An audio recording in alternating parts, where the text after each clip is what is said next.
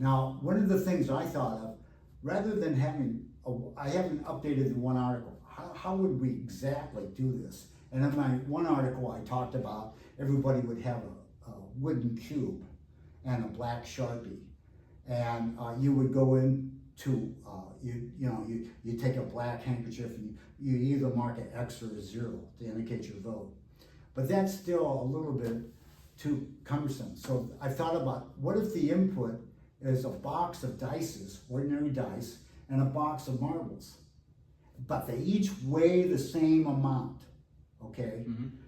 So they're small enough that you could pick up both the dice, a single dice,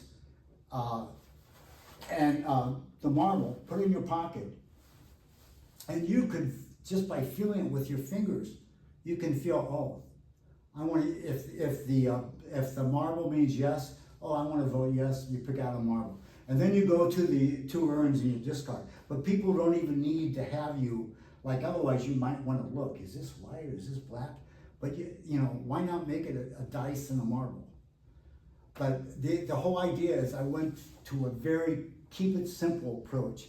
Let's have it, no computers involved.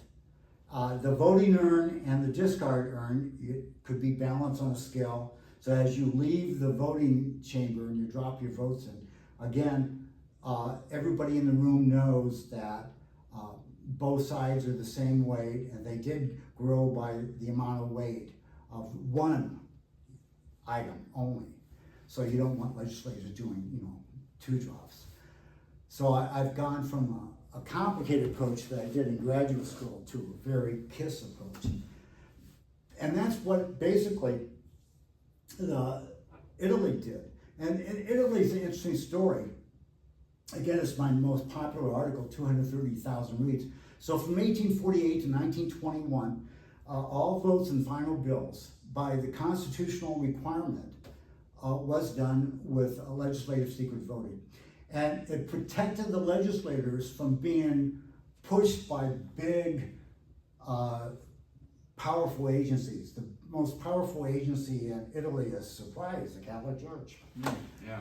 And the legislature was actually able to vote in, this would be controversial to some evangelicals, but it allowed them to make marriage possible to be able to get a divorce. And that was a very controversial thing. If it was transparent voting, that would have never gotten passed. Now that's one argument that conservatives say, I want to keep transparent voting. I want to be able to pressure people with powerful forces. Okay, you know, if you like the way the current system is, because the current system right now, and this is another argument for legislative secret voting, is you'll never vote on controversial subjects. You think a bill is ever going to come up to cut the FBI 25%, cut the CIA 25%, cut the NSA 25%, cut the military? No, there's never going to be a bill that comes up like that, because those people are going to ruin the lives of legislators if they vote for it. But if the vote can be secret, you can have budget cuts like that. You'll never get the budget cuts otherwise. That's what happened with Trump. Trump came into office. He's not beholden to any of these agencies because he's a billionaire on his own. But the congressmen, they're not that wealthy in that. So, you know, and it's like some of the congressmen, like Tucker Carlson says, most of these legislators are terrified of the 3-letter agencies. And so there's no way they're ever going to vote your conscience as long as it's transparent. So if there is that one exception, like the example in Italy of, you know, the Catholic Church pressuring on marriage, if that is going to make, I mean, I think what we got right now benefits evil more than it benefits good. I think benefit good would be much better. That's why the Catholic Church believes in confessions being secret. Should confessions be in the open? We need transparency. That's true. Like there's something really special about anonymous or being anonymous. Like it's in the Constitution. There's anonymous speech. Like why can't we just apply that to Congress? Like you would think that would make things so much easier. Like you're not pressured by anyone. Even if you wanted to vote against these 3-letter agencies, you sure as hell can. But you're just going to be you're going to hit that wall of being afraid to do that. So I'm glad you brought this up, because one of the articles I've done is on the history of unknown individuals who have come up with an idea that improved Congress. And I consider myself in that class. I haven't improved it yet, but if I do improve it, it's an example of unknown nobody accomplishing something. But that's happened about 7 or 8 times in the past. Nobody's come up with ideas, and they were able to get Congress to do it. So I have a whole article, and I use artificial intelligence to help me guide on that research and the writing. And so that's part of the fun. If you like seeing how artificial intelligence can be used in helping you read foreign language, write articles, that is part of the fun. Because I have a patent in artificial intelligence. It was back in the early days, 92. The patent, I wasn't the key inventor. I was just one of the members on the 4-person team. But artificial intelligence in the last year is just, it's amazing what it's done. I mean, it's like eons beyond what happened when I was involved in 92. But I know you had some questions you wanted to ask about AI. Yeah, actually I want to back it up a little bit. I know you said with your writing you had some involvement with the Israeli Defense Forces, the IDF. Yeah, when I was working on the Y2K problem, year 2000 problem, National Public Radio had an international conference over the radio in a bunch of different cities around the world and everything. And I was one of the keynote speakers in the Twin Cities, Minnesota area where I was from. And I used to, I had a web page on CompuServe was the dominant. It was X back then was CompuServe, believe it or not. And I used to make money selling Amazon links. Books. If you get a little small percentage, I used to make some money on that. But I hope to be able to do that on X someday. But I could see who was quoting me, because it's like right now, a lot of people probably don't know. If you go to scholar.google.com and you got a paper published, you can see who's quoting you. And if you know advanced command search syntax of Google, even ordinary Google, you can find out who is kind of referencing who. And I could see that different military departments were referencing different papers of mine, and the Israeli Defense Department was, because I had a checkoff list of making sure the I was concerned about firmware, because the year 2000 problem, for those people that don't understand it, that all the electronic and computers used to store dates as just a 2-digit year. So we were coming up to the century change where 99 is going to flip to 00. But in reality, 00 is greater than 99 because it's really 2000 greater than 1999. But to a computer that stored it as a 2-digit year, 0 is not greater than 99. So you're going to have a lot of equipment fail. And I got a hold of secret corporate papers back in early 98 or 97, I think it could have been the winter of 97, where one of the large utility companies in New York took a offline power company station and set the clock forward to year 2000. And electricity, the plant went down and they couldn't get it going for 2 weeks. And I thought, 2 weeks in January in Minnesota where it can get down to 50 below 0, that's terrifying. And so I really got involved in the year 2000, and I focused on electric utilities and chemical, anything to do with firmware, and that was my focus. And I ended up working with the House and the legislature and the Senate. So I got to meet the key senator and representative, and we subpoenaed all these companies to come to the legislature and tell us how well they were doing on their progress. And I was kind of the technical translator to the senator and the representative. And both of them were Democrats, but I'm capable of talking to reasonable people of the other party. I know that's pretty impressive, though. I mean, to get the attention of a military, really any military that size, I mean, you're really doing something right there. You have something interesting to offer people. Yeah, I mean, my old Y2K thing is, like I said, it's the Andy Warhol 15 minutes of fame. Wow. Yeah, I mean, that's interesting because my generation, I was born in 2000. Most people were literally born when that happened, so they've got no clue about Y2K. Glad you mentioned that. But yeah, I kind of want to move on to AI. I know, like you said, you have a patent in that. How did that get started? I know you said the 90s. Back in 92, the lead developer in the patent actually got a master's degree at St. Thomas University in Minnesota in artificial intelligence. So they had degrees back even in 92. And this was before internet browsers existed. This isn't, in fact, one of my backgrounds, if you go to X and you see my bio, right below it is the more option. That's an extended bio, and I got a whole page there. I talk about my history in writing. I published one of the first electronic magazines on the internet. It was a diskette-based magazine, and we could zip up the file and use the off-the-shelf reading software.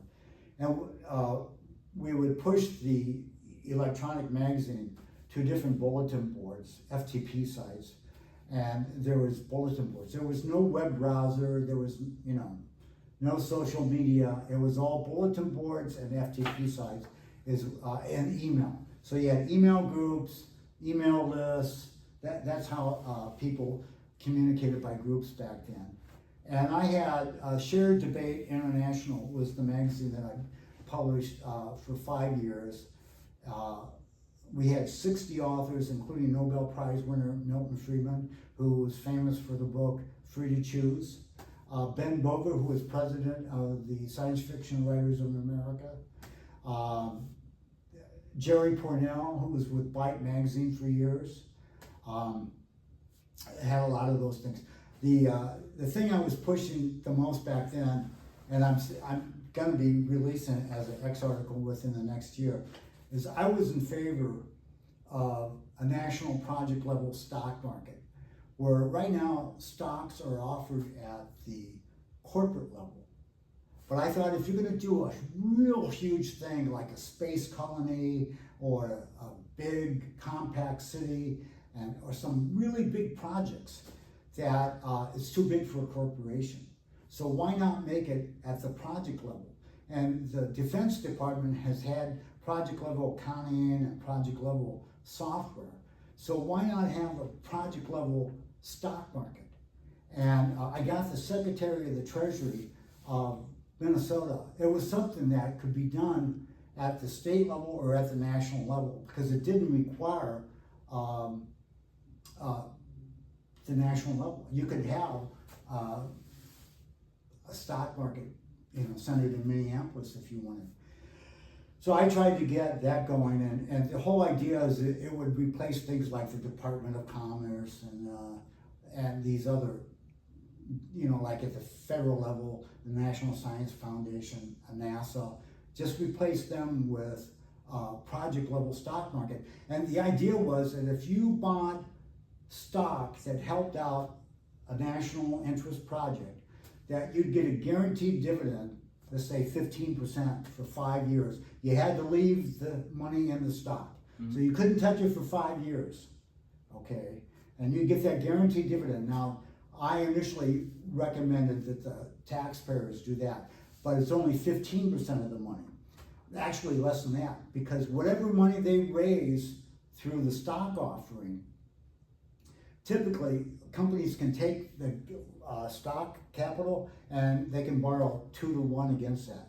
So instead of it being 15% of the project cost, it would be 1/3 of that. So about 5% of the project cost could be done by taxes, funding this guaranteed dividend, and the rest would be market driven. And so you'd have competing different project level stocks offerings for, let's say, a space colony that Elon Musk is going to be doing and a space colony that Zuckerberg is going to do. I know where I'd want to invest. Oh yeah, absolutely. Yeah, anything with Elon's name on it's gold. So Yeah. So anyway, my idea for a national interest project level stock market was my passion back then, and I will publish it again. that's interesting. Would that change anything with private companies? Does that make them have to go public, or what's the change there with the private sector? It's for super gigantic projects, much bigger than any company will take on right now. Like the idea of an entire city structure being a unified corporate entity, because it would, like that's bigger. There's so much involved in doing a city. There is no. We have housing developments in neighborhoods that can be done by a particular developer, but we don't have a whole level city. Now the problem with that is that when terrorism came around, is that if you have the idea of a compact city structure, it makes it a terrorist target. So I could see the space colony approach still being done that way. I was leaning towards compact cities that look like a giant starfish, so that all the homes have outdoor sunlight, and that the commercial thing would be on the inside of the starfish. That's what they do in Dubai. Actually, they have it's not a star, but it's like a palm tree, but it's an island they all live on, and it's exactly what you said. It gets like the right amount of sunlight. Is that something that we could do in America, or is that like? Well, that's what I was proposing, was that there was a famous book out of Stanford University, and as a father of operations research, George Danzig, and his co-author was Thomas Sadie. And they wrote the book Compact City, and it had all these pictures of three-dimensional cities, and they used a half dome. And I thought, no, I like a starfish where it's kind of like curved. Each of the arms are kind of curved, so you can optimize sunlight and surface to it. And they had a section at the end of the book, yeah, we could do that. But the idea of a compact city is that the cost of living of inhabitants, you wouldn't need cars in a compact city, because it would be like public transportation. Your cost of living could be 60% less than living in a flatland city. Of it. Like I said, the downside, also the other downside is what happens if there's earthquakes. So earthquakes and terrorism are the two downsides of compact cities. That's like, I think it's another name for 15-minute cities, right? Is that the same concept? Well, yeah, now it's the, World Economic Forum, Yeah. 15-minute cities. The big government had its promise back in the days of when we celebrated going to the moon. That's now in the realm of conspiracy theory. It's like 50-50 at this point, I think. The big question to conspiracy theorists is, have humans gone through the Van Allen space belt? Yeah, definitely equipment can go through that, but can humans go through the Van Allen space belt? And that's an interesting topic. I'm not going to delve into that, but I know I've had tons of conversations with moon landings. It's gone left to right. So it's all over the place. It's really tough because, like, if you're younger with the moon landing, it's like you're more tempted to not trust the government. But if you're like older, and you experience it, you're more wanting to trust the government, from my perspective. Well, back then, the whole idea of compact cities had its allure. I do think if we're going to go to other planets, that we do need space colonies. Mm-hmm. And there was a Princeton physicist, O'Neill, I forget his first name. He wrote a book on space colonies. And his argument was that you could manufacture in outer space. There's 2 points in outer space where if you put a structure there, you don't need any energy to keep it there. This is called a Lagrange 4 and a Lagrange 5. And it's like the gravity of the Earth, Moon, and Sun cancel out. So if you get something going in orbit, it will stay in orbit and never have to use any physical energy to stay in orbit. It's Lagrange 4, L4, and L5 points in space. So the idea is that you have these colonies at the L4, L5 point in space, and then you could have gigantic, kind of like a badminton net that's about a mile in diameter, collecting asteroids as they're going through space, the small asteroids, full of precious minerals like gold and all that stuff. So you have this gigantic fish net surrounding the space colony, collecting it. You then mine the ore, and then you take like a slingshot, and you slingshot it back to Earth. Wow. Do you think that's possible with technology right now? Well, this physicist from Princeton University, he talked about doing that back in the 70s and 80s. Wow. And that's not yet at the I think the Lagrange 4 and 5, I don't know, it's a good question to ask an AI engine. Is it below or above the Van Allen space belt? I don't know, that's an interesting question to pursue. But yeah, times were exciting back then, thinking of things like complexity, large projects. I still think at least space colonies and that could do it. I do like the idea of minimizing the use of taxes to do anything. Like, I definitely think we could cut the budget by 60 to 70% less.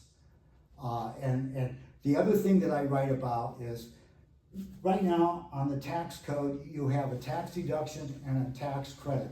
The tax credit is extremely rare. It's where you get $1 for $1. So if I buy what the tax credit wants me to buy, I pay $1 less in taxes. A tax deduction is if you're in the 20% bracket, which a lot of us are. If you donate $1 to charity, you get to deduct $1, but it only saves you 20 cents of taxes. But why not have a double value or a triple value deduction? So that if I donate $1 to charity, I get to deduct $3 on my taxes. So why not replace college education help or social welfare help or medical scientific research? Why not replace it with a triple value tax deduction? And we could get rid of taxpayer money going to any medical research. Now, right now, medical research is all politics driven. And we got the very poorly tested COVID vaccine out of it. Oh, yeah.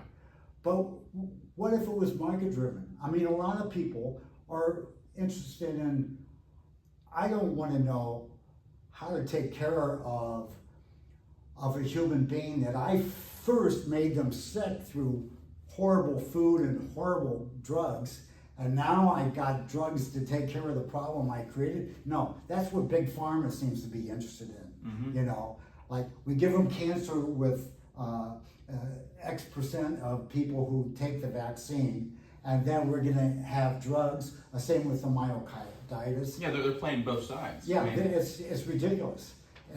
But why not have the research be consumer driven? Like, I'm interested in holistic functional medicine. I personally don't even want to see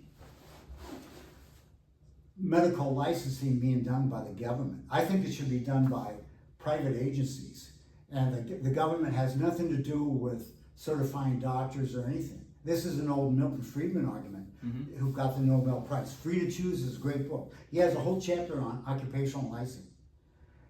You know, like we have Underwriters Laboratory. For when you get an electrical equipment, you'll see a ULA thing. That's private sector. That's not the government.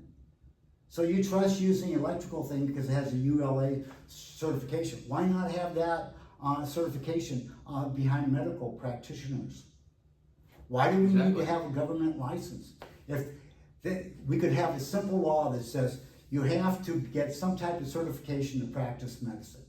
And then you have to get certified, you have to be able to be insured against liability problems. You got to find somebody willing to insure you and shows that you're certified. You got to get something. It could be by the osteopaths, it could be by naturopaths, whatever.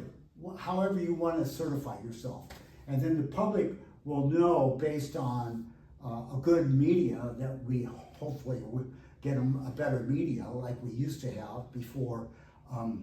In fact, one of the articles I talk about is a post-pandemic society, and that's got over 200,000 readers, is bringing the healthcare management system back to where it was 100% under the states. We didn't have the federal government involved at all. So if we do that, it will be, again, the idea of private sector certification. And I can go on and on. I'm definitely a libertarian of the pre-1913 mode. I think this country totally got destroyed in 1913. That was when the central banks were created, right? Federal Reserve. So many things happened in 1913 as Woodrow Wilson was the president. And when people say, Biden's the worst president, no, Wilson is the worst president. We get so many things happen. The 17th Amendment came along, and we used to vote in senators by state legislators would vote them in. So the Senate represented the interests of state legislatures, and they wanted to keep power at the state level. So the purpose of the Senate was to prevent the House from growing government.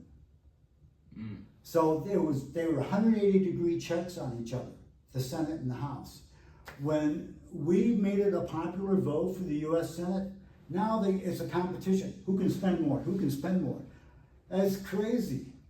We definitely need to, if we do anything at the constitutional level, get rid of the 17th Amendment. And then we had the IRS Amendment. Which one was that? That's I forget the number of it, but that was the 15th, I don't know. But that's when we went to the income tax. And the country survived, what, 150? We've survived about half the amount of time without an income tax, since an income tax. Why can't we go back to not having an income tax? And partly was that to motivate or to really help the warmongers get into position to, bomb these cities and incite riots and incite panic, all of the benefit of the military-industrial complex? Well, that's part of it right now. But back in 1913, they had the woke philosophy back then was called progressivism. And that was the big philosophy back then. We had the creation of the Federal Reserve.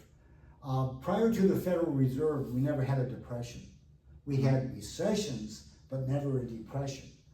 And several economists, if you follow Lou Rockwell, which is a great news aggregator site that's pro-free market,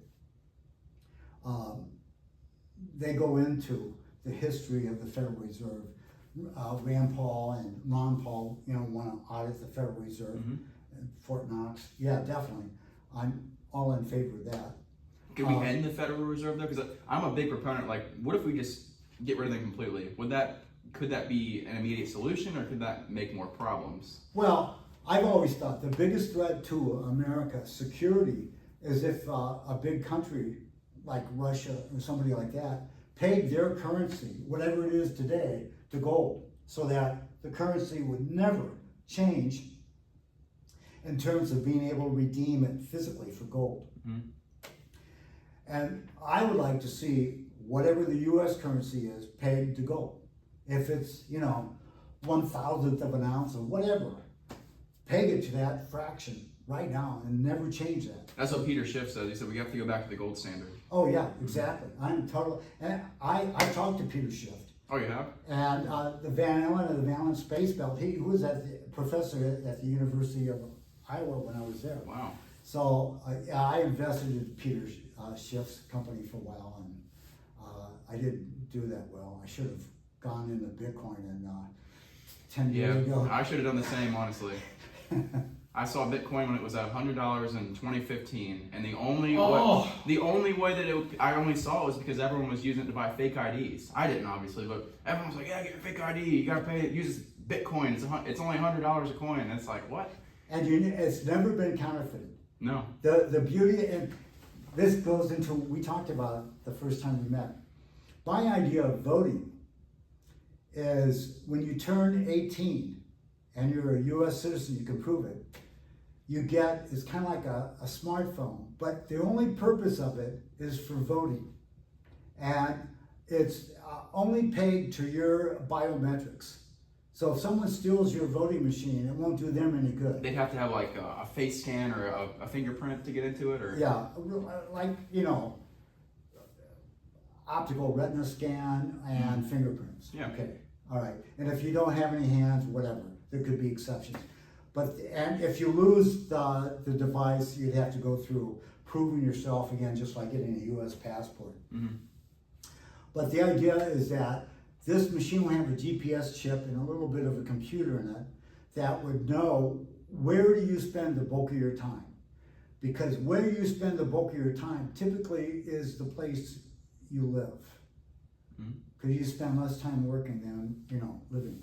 So that you couldn't vote for a U.S. senator contrary to what the box says, unless you go in and fill out a bunch of paperwork and you can prove. But the idea is that obviously, if you're a U.S. citizen, you can vote for the president and vice president. But the senator should be limited to the state you're in. The representative, that's a little bit tough. Maybe they could come up with an algorithm to put that in the phone. That's a little bit harder, but at least for the Senate, it could be done.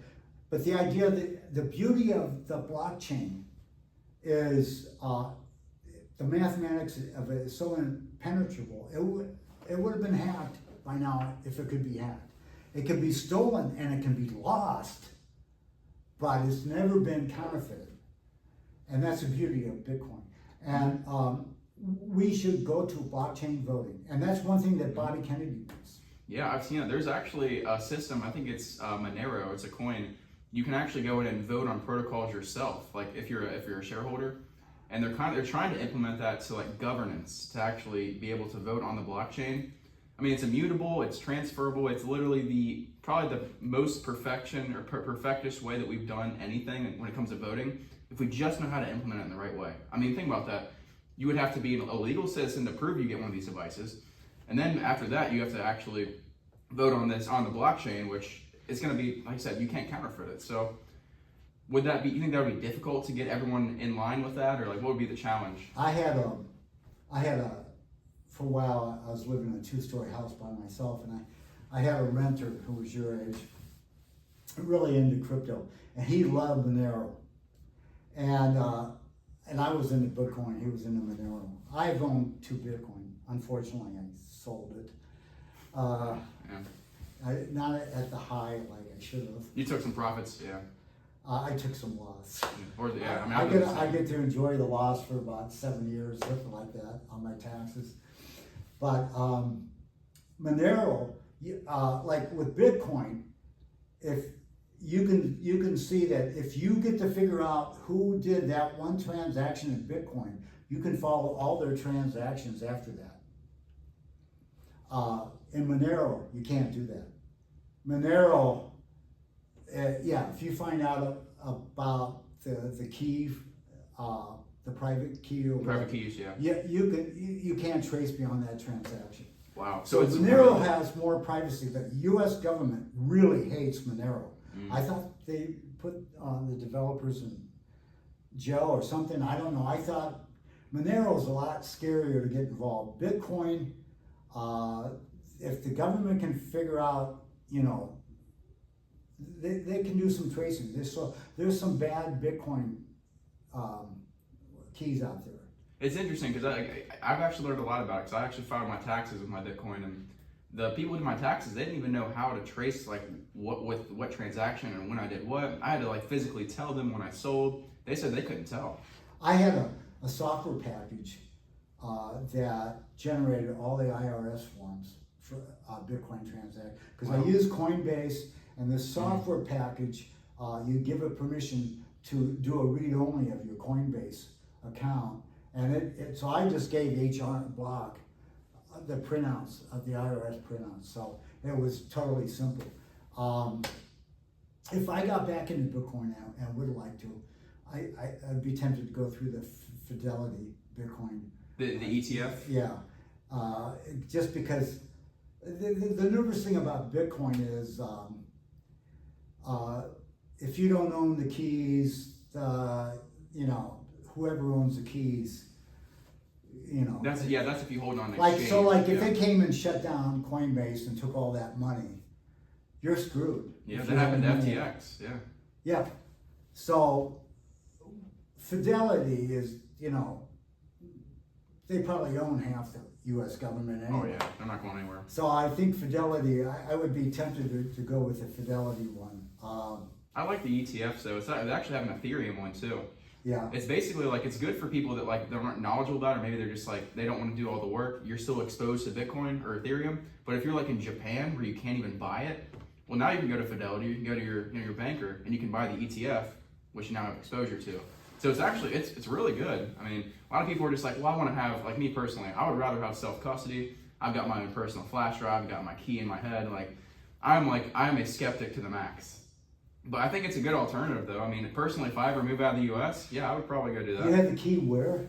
In my brain. Oh, okay. So I don't have it written. Basically, like, if I ever get to the point where maybe someone has a gun to my head or the government's like, give me your Bitcoin keys, you're not going to get it. I have a photogenic memory. It looks great in pictures, but I can't remember a thing. Oh, yeah. See that? I'm the same way. Like, I can picture any image, but like I have to like study it a couple times. Trust me, I didn't say 24 words down pat. I had to look over like hundreds of times. Like, wow, no, what I was saying was a joke. I can't remember anything, but it looks good in pictures. That's one of the, I'm into lame jokes. Photographic memory means you can remember that. Oh stuff. yeah. Photogenic means it just looks good in pictures. Yeah, I mean, everyone has different sorts of ways of remembering things. People that know me know how much I get into lame humor. They say, you're a punographer. A punographer. That's the first I've ever heard that one. Oh, you've never heard that? No, that's awesome. I'm going to use that. It's kind of like my hat. Definitely using that one. Make Orwell fiction again. Yeah, I should have mentioned that. Yeah, the Make Orwell fiction. What I like about the hat is when you're in a crowd of people, two types of people will come up to me.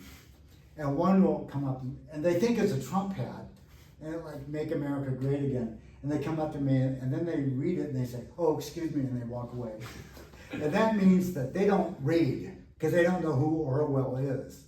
Oh, yeah. No But shit. if they come up to me and say, I love your hat, you know the person's a good reader, and you can have a fun conversation with them. Mm-hmm. So it's, I got it on Amazon, but I've got two different, I got one that's kind of a burgundy red, with the mesh in the back, and I've got this, but yeah, if you want to go out in the crowd and have a good time, Make Orwell fiction again was a great app. Yeah, it's so funny because I've said that before in tweets. Like I've said, like I see like an account called Illuminati Bot. They always talk about Orwell, and I'm like, man, make Orwell fiction again. It's coming true. And then I saw you with that hat. I'm like, no way. Yeah, and if I love audiobooks, and I reread by listening 1984 the last 2 years, and then I saw the movie, and the movie had some pretty big, there's about 5 movies, but the one movie had some really big, I think it had Richard Burton and John Hurt or somebody like that, but it's really worthwhile watching the movie again, because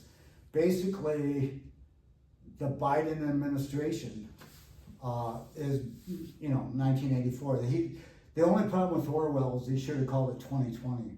Yeah, really. Yeah, that's the only thing he's missing. I mean, that book was written in like what, 1960? I mean, it was so long 59 ago. or something like that. It was a long time ago. I mean, to be able to predict things that clearly, you had to have known something. You had to have had a vision. Like, I mean, it's incredible how well that was predicted. Oh yeah, it is phenomenal. Mm-hmm.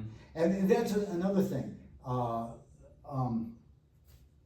If you're going to want to have an outlier perspective of life and history, you want to be able to include in your reading fiction. Because I listen to about half fiction, half nonfiction. And 9/11 was forecasted in a Tom Clancy novel before it happened. When was it written? It was a year or two before. He had a disgruntled pilot fly a 747 into the U.S. Capitol, and there was like 2 novels about that. So if you read the Jack Ryan novel series, one of them had a 747 slam into the U.S. Capitol. The fall of the Soviet Union. None of the experts in the government or any of them foresaw the downfall of the Soviet Union, but some novelists did. And I read one now, I wish I could remember the title, I don't. But it just laid it out, just crystal clear the way it happened. The trouble with fiction is you better read a lot because most of them are going to be wrong, but some of them will be right. And when it does come about, I mean, you're mentally prepared. And God help us if, the Democrats win in November again. It's like, there's some pretty scary novels out about what life could end up being if that happens. And that's what I was going to ask. What happens if Trump does not win and RFK obviously doesn't win, and we have 4 more years of either Biden, Kamala Harris, or maybe Gavin Newsom? What happens if the Democratic Party stays in power? Well, the minute, and this is another interesting thing about government and that, is the minute the Supreme Court ruled in favor of same-sex marriage, the deciding vote was John Roberts, a Republican, nominated a judge. And what happened, I forget the article I read, but it basically said, here you had 50 political battles in 50 states, except where that state had okayed same-sex marriage. All of a sudden you have these thousands and thousands of political activists, and their whole life was devoted to getting same-sex marriage laws passed.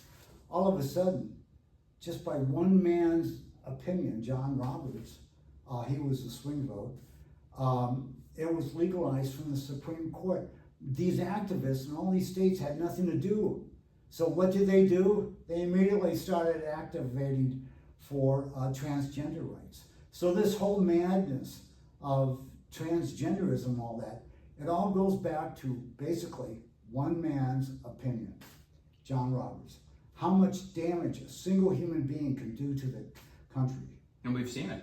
Yeah. I mean, 4 years. And I think, of the 3 people that Trump got on the Supreme Court, I think each one has done some horrible decisions.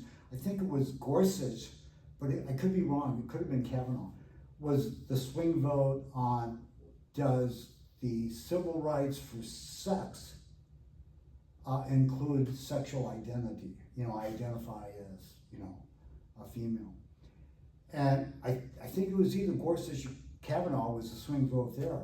And that's created a lot of madness, the idea of, women don't have a right to have their own restroom, or, putting trannies into jail, and then all of a sudden females start getting pregnant. Yeah. No, it's amazing what can happen because of political bad decisions. But at the time, I said, I won't be surprised if I live long enough, and I tell people on my birthday, give me sympathy, I'm going through a midlife crisis. That we could see a splitting of the states. We could see a breakdown of red and blue states. The only thing is that it would be like the 2 coasts would be blue, and most of the center would be red. I don't know where Kentucky would be. We're a purple state. It's hard to tell, honestly. I mean, it really depends on what happens in these next couple of months. I used to live in Nevada, and it's a purple state. You got Democrat senators and a Republican governor. It's the opposite of Kentucky. But no, it's like Tucker said, this could be the most unusual year in our life. And I just want it to be an honest election between people that can't rig the election. So I want the 2 dominant contestants to be Trump and RFK. That's my goal. I mean, at that point, it's an honest challenge contest. Hey, let the honest winner win. And I could accept either one. And I don't want the 3rd choice. I don't think anybody does at this point. And at this point, what are the Democrats going to do? Biden, his memory is so poor, I think he forgets 1963 and what that happened to the president then. If, it's like, I would think that the NSA and the CIA do not want to have either Kennedy or Trump win. So what's going to happen? I don't know. All I know is that you take away the temptation to cheat by getting their support down to 15%, we'll have an honest election. But you got to do something drastic like that. And the problem with Republicans, they're so famous for snatching defeat from the jaws of victory. And it's like, we have the opportunity to really, really change the historical political dynamics, to make it between the independents and the Republican going forward, and the Democrats are just a bad memory. Wow.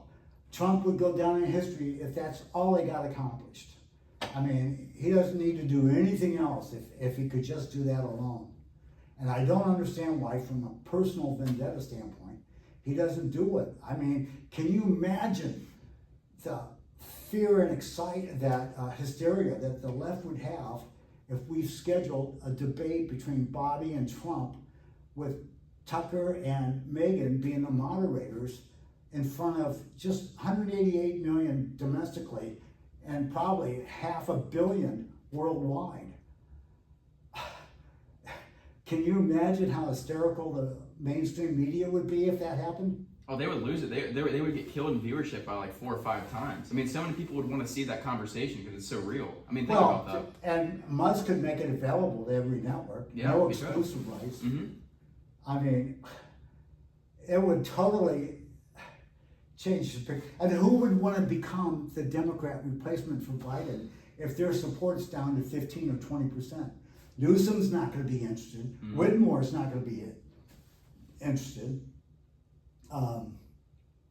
The craziest plan I've heard for November is called the Plan C. I don't know if you read the Plan C. Plan C? Is this a Democrat plan? Yeah, the Democrat plan. Okay. So the Plan C is that they get Biden and Harris to run, but everybody knows they'll be completely transparent with it. But the idea is, on the day of inauguration, Biden steps down and Kamala takes over and has Obama, the former president, become vice president. How is that possible, though? It's because the amendment, but I have a link on my post to it, a bunch of links to lawyers saying this is all legit. Obama can't be elected a third time, but he can succeed in a third time. So if he's the vice president, just like the old Gerald Ford never got elected into office. Mm-hmm. Okay, so at that time it was Spiro Agnew was the vice president. He steps down, and Nixon appointed Gerald Ford as vice president. Then Nixon steps down, and Gerald Ford takes office, and he was never elected. Mm-hmm. Okay, the same thing here. So Biden and Harris get over the finish line, and they have, by the 21st of this month is when they're supposed to send in the Democrat Party who their nominees are for the ballot, because they're hitting that deadline.